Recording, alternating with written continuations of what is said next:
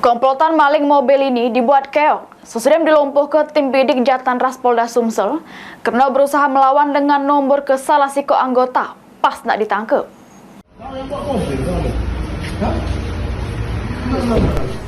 Dapatkan informasi keberadaan pelaku, tim bidik Unit 2 Jatanras Polda Sumsel langsung bergerak ke SPBU Jalan Lintas Palembang Jambi untuk meringkus komplotan maling mobil. Pas nak ditangkap, komplotan ini berusaha melawan dengan nomor ke anggota sehingga salah sikok pelaku dinjuk tindakan tegas terukur di kaki kirinya. Juru keadaan kesakitan akibat perbuatannya, pelaku digiring ke rumah sakit untuk dapat keperawatan.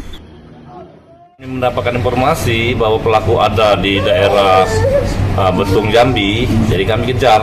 Pada saat itu ternyata memang betul pelaku lagi mengisi BBM di suatu SPBU.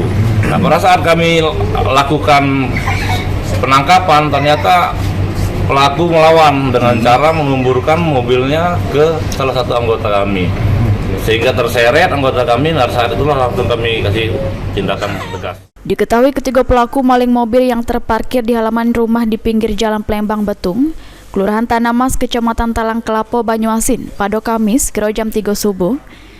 Sesudah ketangkep, ini para pelaku masih dilakukan pemeriksaan lebih lanjut oleh penyidik. Mulyadi, PAL TV.